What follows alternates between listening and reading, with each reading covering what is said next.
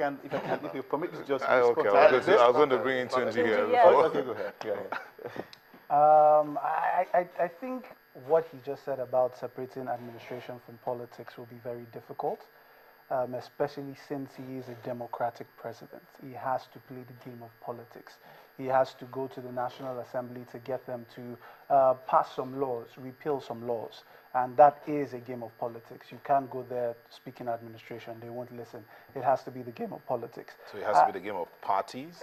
Not really parties. Even parties, I mean, parties will help because at the end of the day, you need a majority to pass any vote. So you have to get your people on board. So, and that is a critical factor. His party, the APC, have the majority at this time. So that should help. That should help. But my focus was more around the economy. I didn't hear much about the economy. He spoke about short-term goals, fix Boko Haram, the Boko Haram issue as an extension, fix the Niger Delta issue. He also spoke about power. He spoke about unemployment. I guess he's telling us go back to the manifesto to say I'm going to fix it, and he said on the long term I'm going to work with issues about health, education, and the rest. That is fantastic. But one area that I'm sure that a lot of the investor community they were expecting to hear was his focus on policies. The policies of the past administration were things that a lot of people were feeling were excessive. Some people felt were inadequate. I mean, depending on who you are. And a lot of people felt some of those policies might be turned around. For instance, incentives for investors to come into the economy.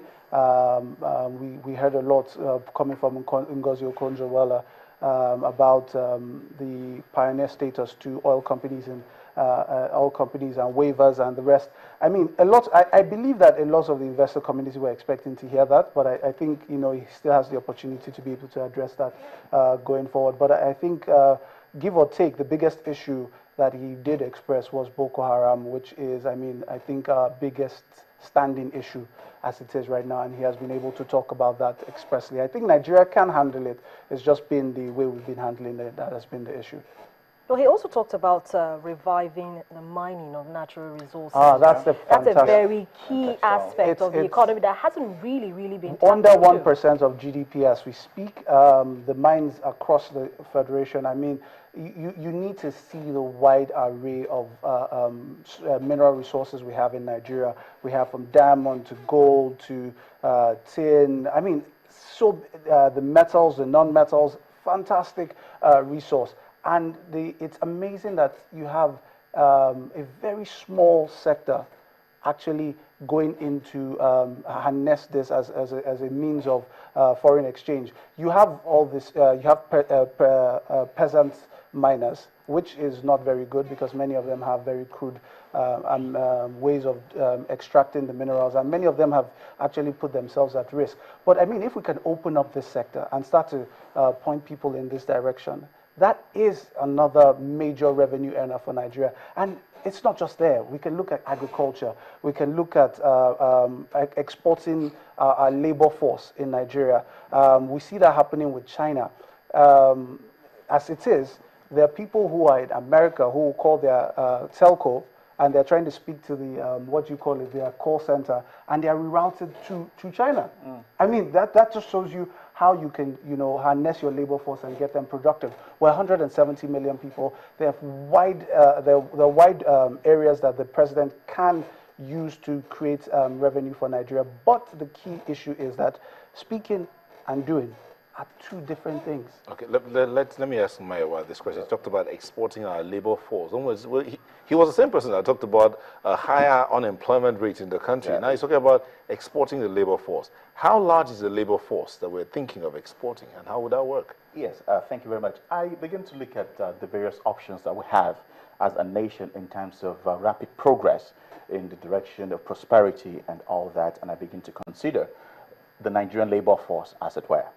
When we look at our labor force, I want to see it from perspectives of intellectual capacity and, of course, physical energy to do stuff as well. And I keep, over the time, as I interact with people and I see the quality of what comes out from Nigerians in terms of their ability to deliver value and good quality products and services, I begin to put a question mark on how competitive we are in terms of delivering excellent labor force. We have been challenged, as it were, on the basis of our education, the quality of our education. We have a lot of people going to school, obtaining certifications and qualifications without adequate capacity and competence. So you have a lot of people out there that are seeking for employment, but the truth is they are not employable. They're not even, globally, they're not even competitive. We every day come across people that are seeking for jobs, they want employment, and you go through a process of interviewing them and realize that they can't even handle the basics of what their certificate says they can do. So I think we need to start from the very beginning. Do we have the capacity that we're thinking of exporting? I think, you know, sorry to cut it, but I think the issue here is you're speaking about type of job. I mean, there are types of jobs, right? Yeah. So if you go to the rural areas, there are people employed. They're farming. That is a type of job. So the issue with Nigerians right now is choosing and picking what type of jobs they want. They want the kind of job you have. They want the kind of job he has. I mean, that's what most Nigerians would like to have. But in terms of if you must have a job, there are, I mean, even the APC manifesto speaks about it. It's speaking about supporting peasant farming. So farmers in the rural communities, and that is its primary focus on job creation.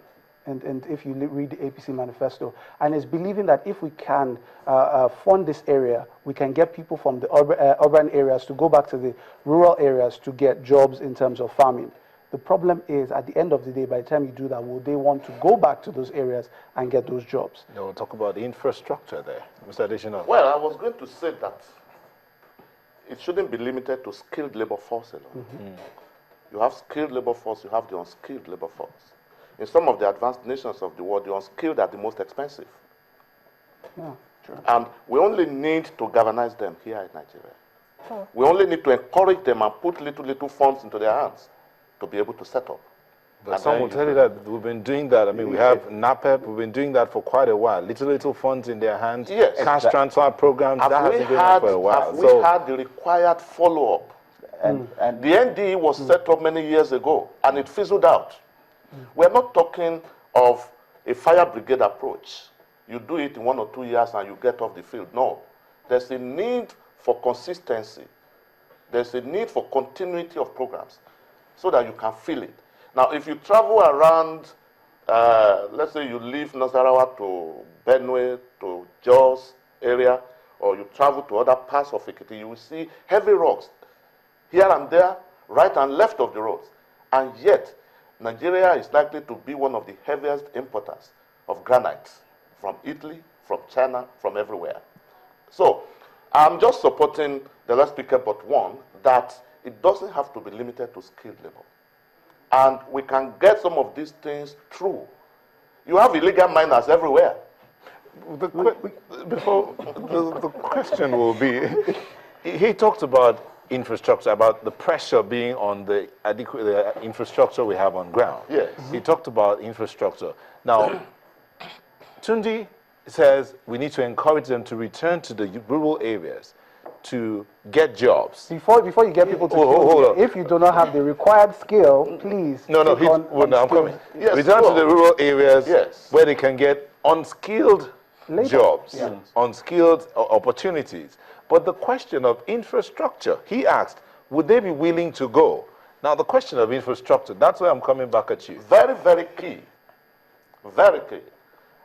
Permit me to be personal a little. Recently, just a few days ago, I returned to the country. I was somewhere very close to Chicago. It's a suburb of Chicago. But you can hardly see any difference in terms of infrastructure unless you are told that this is a village. And I sat with a young man recently, a lawyer by profession, and he was talking about commercial farming. He was talking about going back to locate his grandfather's farmland, you know, and how does he do it, who does he relate with in the Ministry of Agriculture, and so on and so forth. I was shocked. If such a person has the resources, he will move back to the village. So infrastructure is very, very important. I believe the future of this country, you know, the development of agriculture will be very pivotal. Now the oil is going down. something has to rise up instead of it. And farming is no longer the way it was done by my fathers or by my grandfathers, tilling the land with cutlasses and hoes. No, we're talking of commercial farming. And there have been suggestions in this country many, many years ago. Why can't we mobilize the youth corpers to farm?